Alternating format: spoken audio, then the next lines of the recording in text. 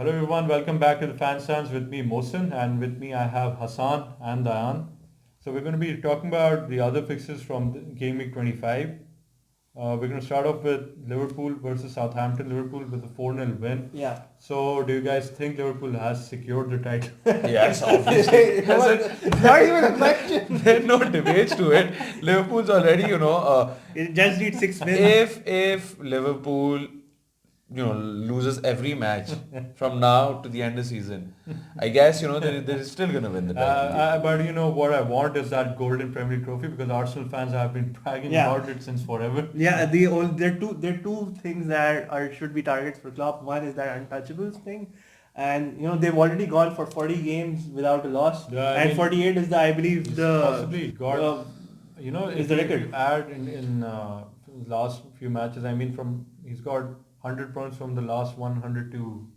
But just a prediction. This is what my intuition and my gut says. It could be terribly wrong, but you're going to lose some matches. They will. Yes, you will. The reason, because I think once they win the league, the Champions League, let's see how far they make it and how seriously they take the FA Cup. Once that comes in, the players, they might want to, Klopp might want to rest them out, and he might, change a few things here and there, or they might, just become relaxed with the champions now, so they might lose a game, but I don't mind. But if you have something, you should go for perfection. Why not? Do something you could be remembered on for a very long time. For a United fan, that's something like, that's possibly the worst thing to hear from a Liverpool fan. Why not go for perfection? You're right. If you see, when United was fighting with competing for a title with Arsenal in 2003-04, so Arsenal did the same.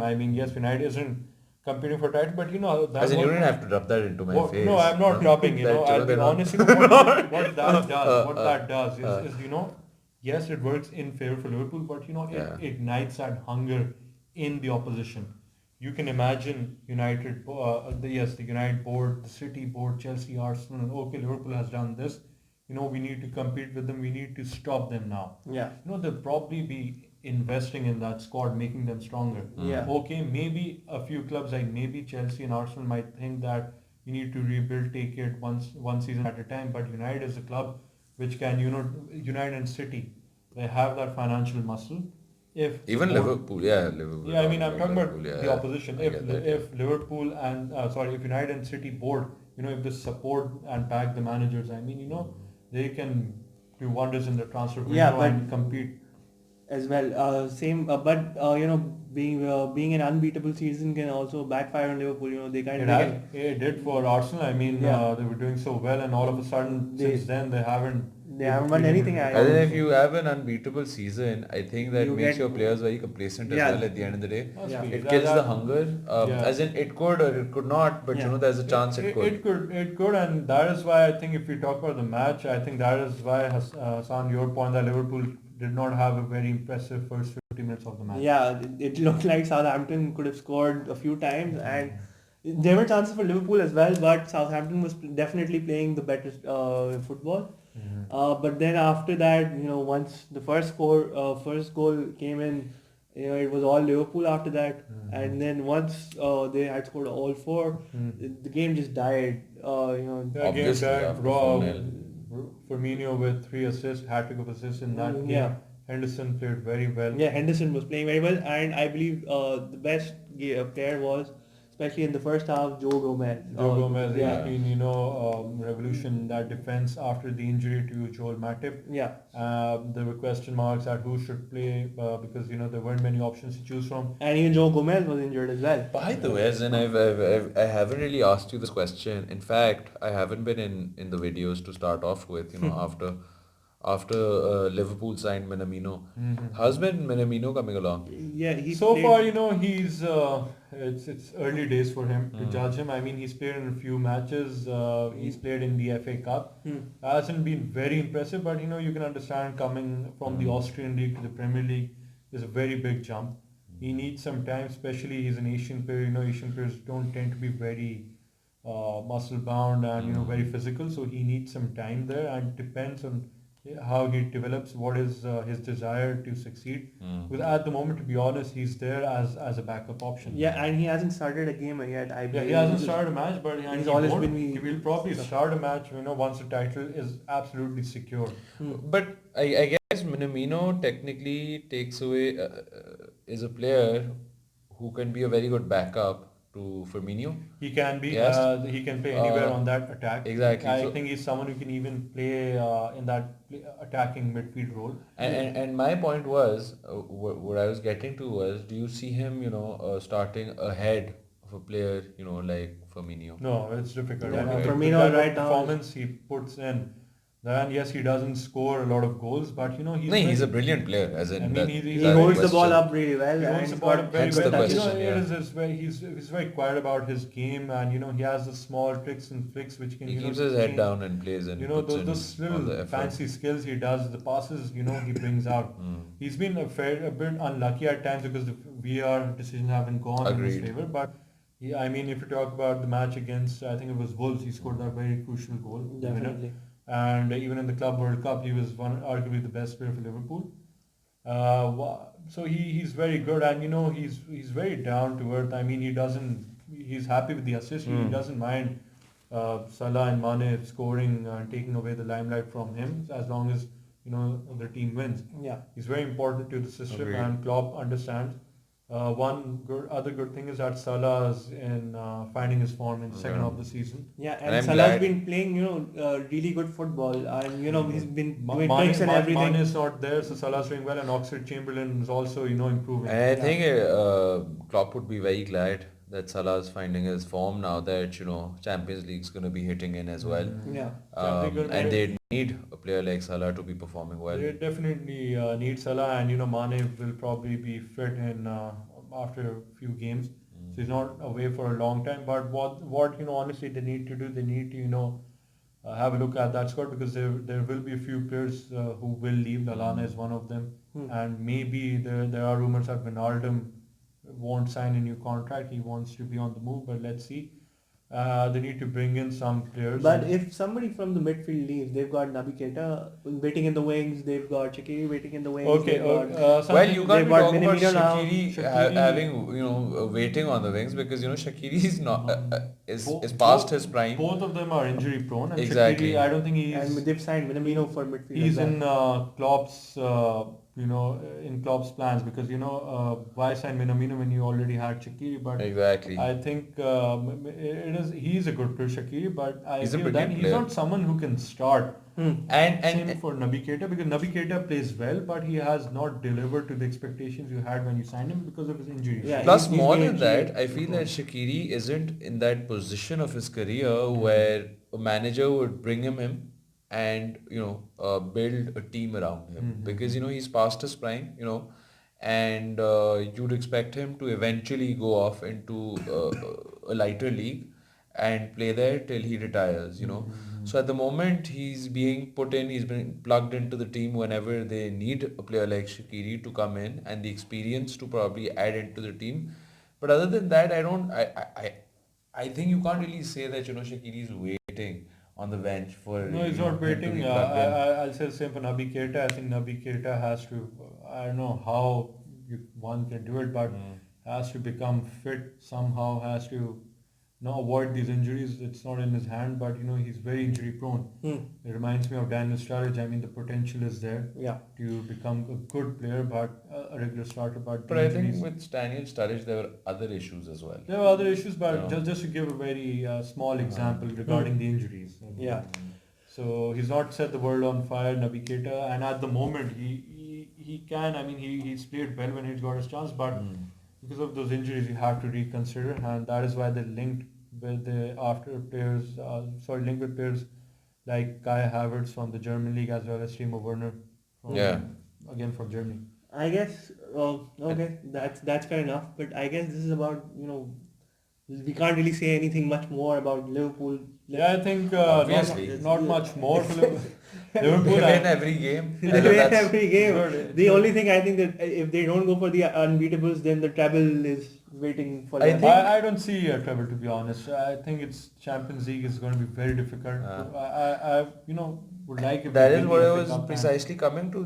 I think that Liverpool's scenario would get a bit interesting and would add more to the talking points of Liverpool. Once the Champions League hits in as well, because when the Champions League hits in, because that's another particular cup that you're playing for, that's very hectic in nature because you're playing with all the top teams in Europe, and then you also have to come and play the Premier League. So I feel that's when Liverpool is going to be put to the test because the FA Cup is going to be running simultaneously. You'll have the Champions League, you'll have the Premier League. That's when injuries are going to hit in. That's when all of these players that you're talking about, even Shaqiri for that matter, you'd be able to see him more. And I feel like although Minamino is not going to be playing, for the Champions League because he's already not, he wasn't registered as a Liverpool player.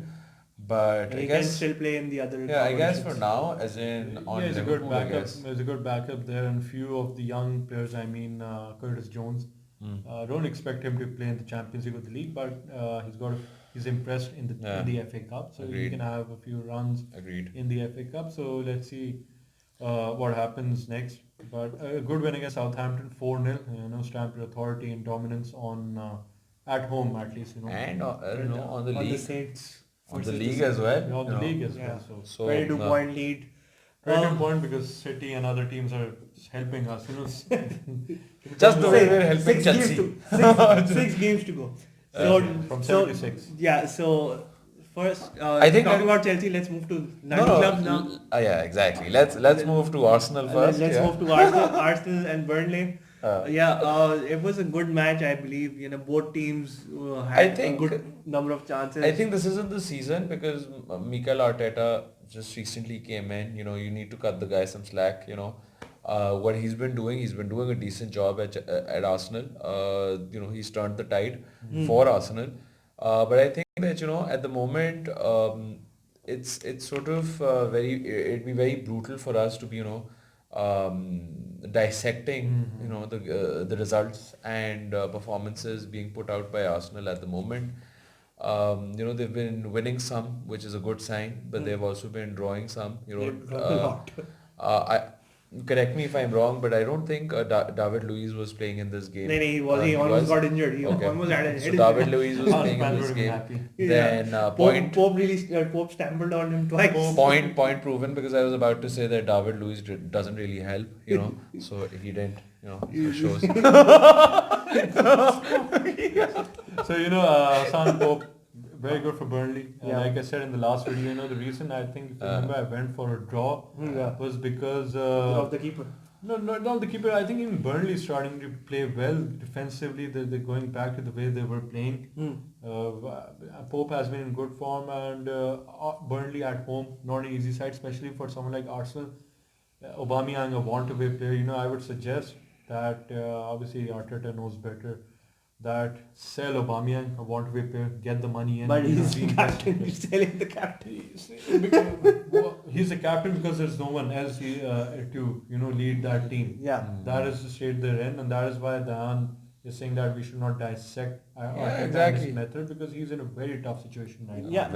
But one thing that I'd like to point out is Arsenal's goal difference and stats as well. I was just looking at the stats the other day, and their chances and goals under Arteta have dried up a bit. They will die because obviously I like to talk about one player, and he's very precious to the Arsenal fans, and if it's a sin, even mentioning his name, and if you want to criticize him, that is Mesut Ozil. I mean, he's way past his prime. Arsenal fans, you need to stop the obsession with him. I can understand. Even we had Steven Gerrard there, but he's cost us a title. He's too old to be called a gunner. Thing is that Ozil, you need to get someone there. I mean, he has experience, but you cannot rely on him. He's slowing down more and more. He was always when you talk about Mourinho, Dan, you said that at Real Madrid he had issues with Ronaldo. He had issues with Ozil as well. That is why he sold Ozil. I feel that the kind of issues that Arsenal has with Ozil is the same issue that we have with players like Mata and with players like Matic, Because see, at the end of the day, all of these players are great players, and nobody doubts that. Nobody debates that.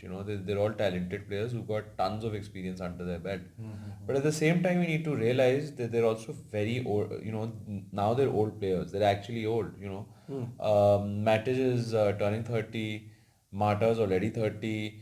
Ozil is past 30. So my point is that they don't exactly, and if you look at the Premier League, if you look at City's team, you look at Chelsea's team, you look at United's team, as bad as the performance may be in this particular season for Chelsea or United, you can't discount the fact that they're both very fast teams to play against. They've got players in the form of Tammy Abraham, and then in United you've got Rashford, Martial, Dan James. You've got these players, and when you're talking about players like Ozil, you're talking about players like Mata and Matic.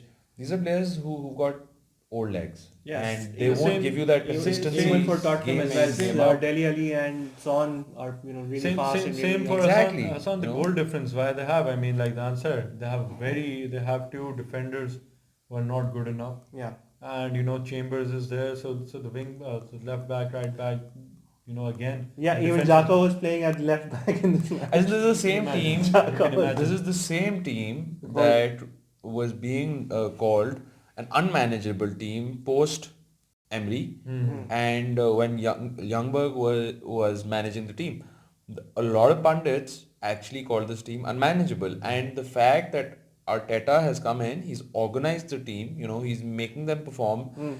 They're winning some and drawing some. They're not exactly losing a lot. That is a big that talks volumes about Mikel Arteta and the kind of talent that he has. I personally expect a lot from the guy because Yeah, we all he's do. been trained under Pep Guardiola, who's possibly and arguably one of the best. Discounting the current run of form that Liverpool has and the kind of limelight that Jurgen Klopp has been getting in recent times. Although I think that people take that to a different level. But Calling him better than Sir Alex Ferguson, But I Klopp don't really deserves his accolades. believe a in bit. that. Yeah. But okay, No, I think if you say so. that started But- from the Sky team compare. As in you recent cannot times, the Sky team has call- gotten pathetic. I You guess. cannot call I'm sorry. him better than Ferguson. You cannot take away anyone's achievements. I mean, agreed. even Wenger, despite of what happened in the last Yeah. few years of his managerial career at Arsenal, you cannot take anything away from these guys. Yeah. So banter goes here and there, but the problem is there are a lot of United fans themselves who disregard Oli and say, oh, we need a manager like Klopp, he's similar to Ferguson. So that happens, but That's why there is wrong. no doubt. I mean, Klopp has not achieved as much as has even achieved quarter of what Ferguson has done. Exactly, at Manchester United and now in that the Premier League. you've mentioned Ole, you should probably come on to the United versus Wolves Yeah, game. you've been waiting for this for the whole night. He's waiting for Igalo. No, actually haven't been waiting for this because hours it wasn't now? a very convincing performance by them. But But yeah, still, do you take a draw at home? as in obviously against a team like Wolves, I would never want to take a draw. Because you at expected a home. 2-0. I thought you were expected them. expecting a lot. I expected them to win, to be very honest. But from the start to the end of the game, honestly speaking, first of all, I'd like to appreciate how Wolves played. Yeah. They actually played well. But on the other hand, when we're talking about Ole, I've seen a lot of different quotations go on social media from that post-match press conference, and people talking about him making these absurd jokes and saying that a lot of teams have difficulty breaking Wolves down. With all due honesty, I just feel like whenever Ole talks about things like these or tries to defend or says something good about his players, I just feel like he's trying to defend the players. He's trying to instill some positivity into the players and give them a reason to believe and to play in the next game. Because honestly speaking, if you look at the predecessors that came before him, in the form of LVG and Mourinho, both of them, there was a point where they started, also publicly defaming their players, and the only thing that came out of that was, them losing the changing room. Which really doesn't help, and this has been seen time and time again with a lot of managers, and the reason for their sacking has been that they've possibly lost the changing room. At the end of the day, even when even if you expect Ole to say something against the board of the club or the CEO of the club, that's something very unrealistic to be expecting out of him, because obviously if he's going against them, he's not helping the team in any way. In fact, what he's doing is he's giving them a reason to pick him out and throw him away from the club. He can contribute more by staying in the club rather than being outside the club. Okay. Coming back to the game, obviously, back to the game. coming back to the game, So, I felt like, as in, if you want to continue, you can continue. But I felt like when United was playing, I just felt like the whole team was pretty like tired, and they were very lackluster. The one standout player amongst all of the players was Bruno Fernandes, which was actually sort of expected. People criticized him for possibly fading out in the second half, which I don't believe in and agree to. This was his first game. You did not exactly, nobody expected him to be, the next Iran on the field. He's obviously going to take his time. And but the biggest positive that I saw was he was pushing his teammates, and there was actually a player on the field that was trying to voice his issues and tell the players what to do. Coming to Martial, as we pointed out in the last video, Martial is definitely one of those players who's going to go through a proper test from now on, because we used to criticize Pereira and all of these central attacking midfielders to not being able to pull the final third into the game. But now that we do have one in the form of Bruno Fernandes, this is when we'd see how Martial really performs. And then obviously, I'd love you guys to add something into this as well. Yeah, we've been moving on for a while now. We've been trying to come in, but it's stopping. So, he's coming to the match. As he's pointed out, a few of the players played really well. I feel Mata played really well as well. And when you come to the defense, Maguire played had a good game.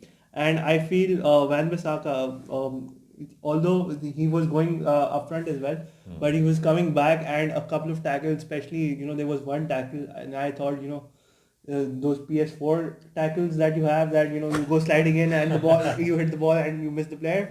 He had that one kind of tackle. Yeah, it was a brilliant tackle. Good analogy. It was a brilliant tackle by Wan-Bissaka. So very good defensively. Going on the offense, he has a lot to learn. Yeah, and agreed. So Wolves, because I didn't see the entire match, but they were always looking to come on the counter. Yeah. Especially when you have someone like Adama, but Adama plays on that right hand side.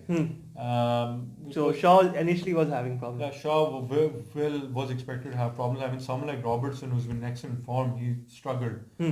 Trust me, if Van Dijk wasn't there that day, Liverpool would have lost. That is how good Van Dijk was. But then again, Maguire, physically he's improved a lot, and I think he's the captain right now. Yeah, right? So he's been voicing again. If we want to talk about a player after Bruno Fernandes who seems like a leader on the pitch, I mean, he is the captain, but was actually voicing things out and even helping in the attack. Yeah, he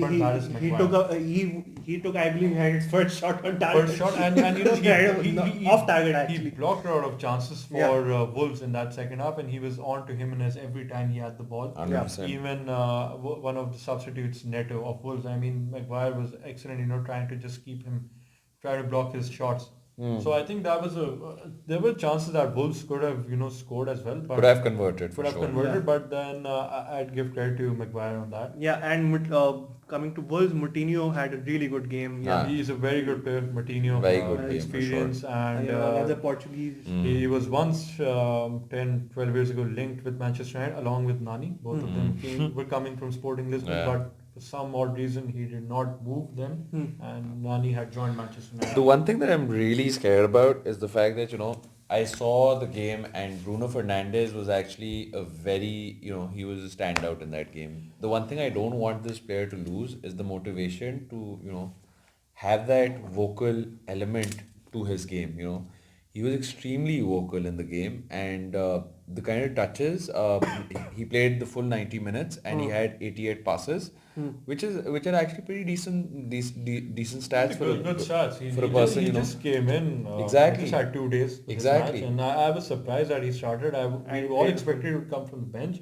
Because the issue is we didn't exactly have anyone. And the one thing that I sort of forgot to point out in the last video was the fact that Matic was suspended, and he couldn't play. So we obviously had to plug in Bruno Fernandes into the game. One more interesting bit about United, I guess, is Odion Igalo coming in. China. Exactly, he's going to start training from tomorrow. Let's hope he doesn't get coronavirus. Yeah. Yeah, I hope so. As in, rather than probably jokes apart, I think it's a decent signing. Someone with Premier League experience. Yes, he's coming from China. He is 32, 33, but experience doesn't hurt, and he's on loan. And I feel like he's more of a goal poacher that United has been really missing in the recent past. He's good aerially. With Bruno Fernandes coming in there, so he's someone you can feed the ball to, and maybe that puts somewhat pressure off. That puts a load off Martial now. Yeah, 100%. Because even if you look at Rashford is expected to return at the end of March, which is possibly the end of the season. We're very close to the end of the season, and I feel like United can possibly still compete for the top 4 position because it's fairly open. Yeah, it's really close. Exactly. They can, they should. The problem is, the timing has been very off. I mean, whenever Chelsea or the other teams are dropping points, they're falling suit. So the next game that we're playing against is Chelsea, and if we are able to possibly beat Chelsea to that with Odion Igalo, I think we will talk about that game in much detail when we're closer to the match. But I think for now it's a very early prediction, but I think United should beat Chelsea. Yeah, I hope so. But one thing I like to say is that if you look at the games in this period, the team that has played the most has been United. Yeah. Except for Liverpool maybe, because Liverpool played the Club World Cup as well. Agreed. But United has played the most matches because they've had replays, they've had Carabao, they've had FA Cup. I mean, see, this is... So, and considering this really injury-prone and small squad that United has... they've got a very thin squad. So, they need to look at, but then again, I think United, it's still... at least, they acquire someone. Yeah. I mean, other clubs, they should be. I know it's but only one signing or two that won't, But even then, it's but still. Igalo just came in yesterday or today. Yesterday actually, he was supposed to start training from today or, even tomorrow. Bruno Fernandes has just landed. He played his first game, which was a surprise to all of you.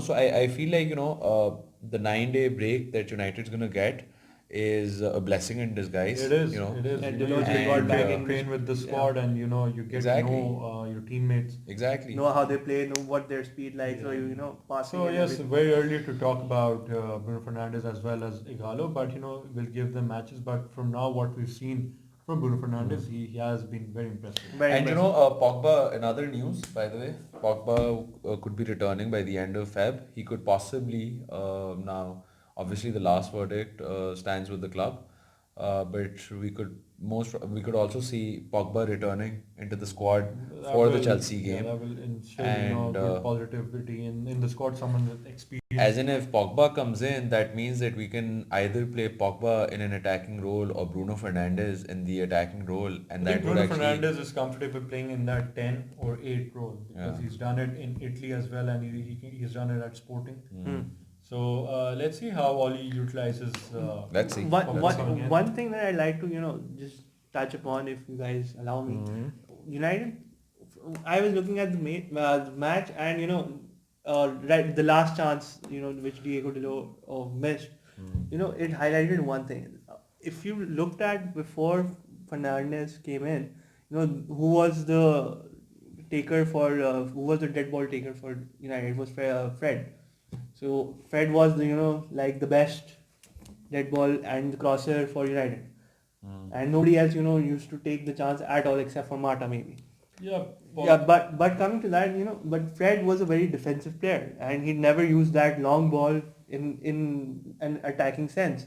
By having either Pogba come back or Fernandes playing, they both have that long ball capability, and at least United would have another outlet As in, of attacking. even if you look at the game, Because Bruno tried it a few times. Bruno Fernandes was doing just that. He was trying to play through the channels. He was trying to create.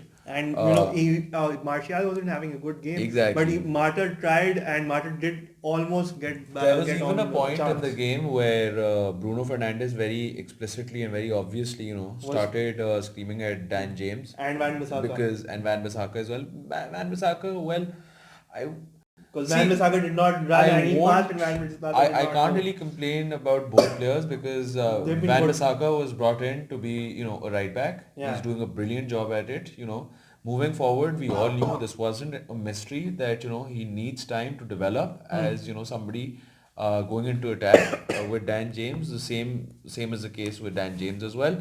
We all knew he's a very young player. He needs time to bud. Plus, if you look at, the runner games, something you rightfully pointed out, he's been playing game after game. So they do need a break. The one player that I was really disappointed by was particularly Martial, because Martial was nowhere to be found. And he had a few bad touches, exactly. especially at a goal scoring opportunity. They say he has his moods. That's what Mourinho said. Exactly.